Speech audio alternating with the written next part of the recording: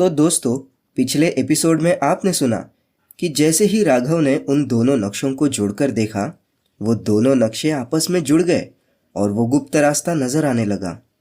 उस रास्ते के मुताबिक जब वो चारों आगे बढ़ने लगे, तब उनका रास्ता एक बहुत बड़ी खाई ने रोक लिया।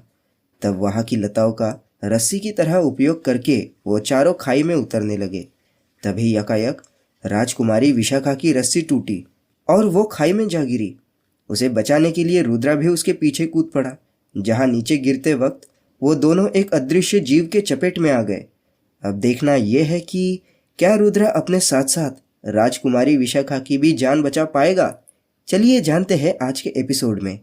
आप सुन रहे हैं आदि शक्ति का रहस्य, एपिसोड 37। रुद्रा ने देखा राघव और प्रवाल अपनी रस्सी से अब ऊपर की ओर बढ़ रहे थे। उसने जोर से उन्हें आवाज लगाई, पर दूरी की वजह से रुद्रा की आवाज उन तक नहीं पहुंच पा रही थी। तभी उस चीज ने फिर से उन्हें छोड़ दिया। फिर कई देर तक इसी तरह छोड़ने पकड़ने का सिलसिला चलता रहा।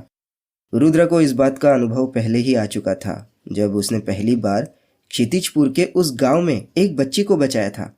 फर्क सिर्फ इतना था कि उस समय वो बच्ची हवा में थी और आज खुद रुद्रा।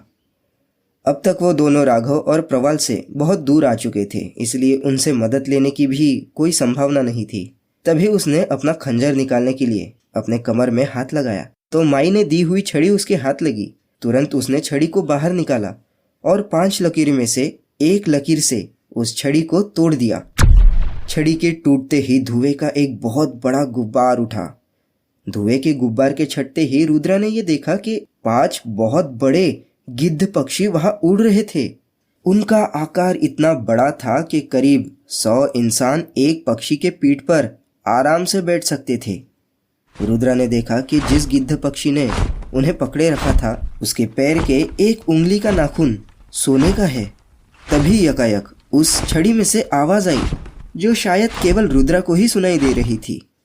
रुद्रा, उस सोने के नाखून को तुरंत काटकर अपनी कमर में बांध लो। इससे तुम खुद उससे दूर हो जाओगे। और इसी तरह दूसरे एक पक्षी के पीठ पर एक सोने का पंख है। उस सुनहरे पंख को सूरज डूबने से पहले तुम्हें उस पक्षी से दूर करना होगा। तभी तुम्हें इस संकट से मुक्ति मिलेगी और आगे का रास्ता भी। इतना कहकर वो आकाशवाणी बंद हो गई। रुद्रा ने तुरंत उस छड़ी को अपने कमर में रख लिया और खंजर निकालकर उस सुनहरे नाखून का छोटी उंगली के बराबर का भाग काटने लगा। नाखून के कटते ही विशाल गिद्ध पक्षी ने बड़ी कर्कश आवाज निकाली और उन दोनों को छोड़ दिया। अब दोनों बड़ी ही तेज गति से नीचे की ओर गिर रहे थे। गिरते गिरते रुद्रा ने एक कपड़ा निकाला और उस कपड़े में उस नाखून को रखकर अपने कमर में बांध लिया।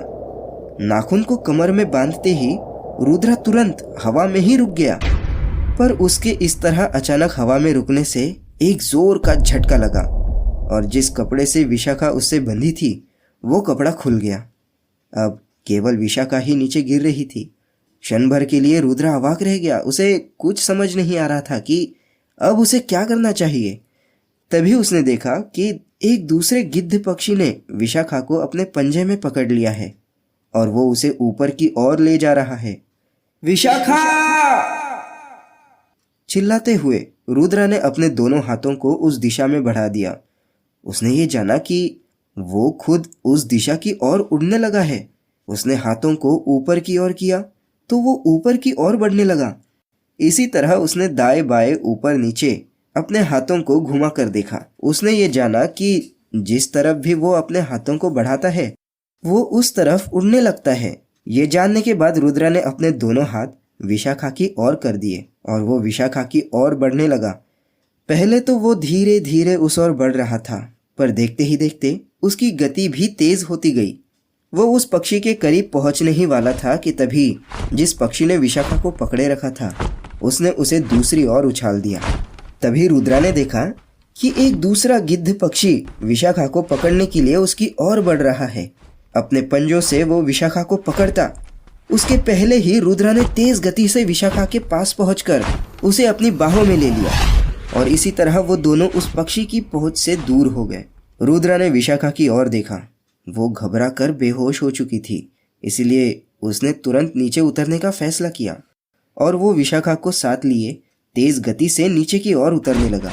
नीचे उतरते समय वो पक्षी रुद्रा पर झपट्टा मारने लगे, पर रुद्रा खुद को और विशाखा को उन पक्षियों के पहुंच से दूर रखने में कामयाब हो रहा था। ऊपर से ही उसने देखा कि नीचे घनी झाड़ियों के बीच में एक छोटा सा तालाब है। वो विशाखा को लेकर सही सलामत उस तालाब के किनारे उतर गया। फिर उसने विशाखा को जमीन पर लिटा दिया और तालाब के पास जाकर अपने हाथों में थोड़ा सा पानी लेकर उसकी ओर आ गया। फिर वो विशाखा के चेहरे पर पानी छिड़कते हुए उसे होश में लाने की कोशिश करने लगा। ठंडे ठंडे पानी के छींटे लगते ही विशाखा को होश आ गया और वो उठकर खड़ी हो गई और खड़ी होकर वो तुरंत रुद्रा से लिपट गई। रुद्रा फौरन समझ गया कि विशाखा अभी भी सदमे में है। शायद वो यही समझ रही होगी कि अभी भी वो ऊपर से नीचे गिर रही है। रुद्रा उसके दोनों कंधों को पकड़कर उसे जोर से हिलाते हुए बोला, विशाखा, अपनी आंखें खोलो। देखो, हम लोग नीचे जमीन पर है और एकदम सही सलामत है। विशाखा ने धीरे धीरे अपनी आंखें खोली और वो अपने चारों ओर देखने लगी। उसने देखा कि वो दोनों तालाब के किनारे जमीन पर सही सलामत खड़े हुए हैं। जब उसने अपने आप की अच्छी तरह से जांच की तो पाया कि वो बिल्कुल सही सलामत है। खुद को सही सलामत पाकर उसकी खुशी का तो कोई ठिकाना ही नहीं रहा।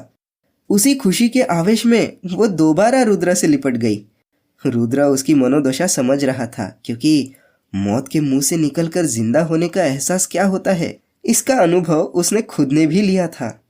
इसीलिए वो शांत रहा। थोड़ी देर पश्चात जब विशाखा का आवेश शांत हुआ तो उसने देखा कि वो उस अनजान युवक से यानी कि रुद्रा से लिपटकर खड़ी है।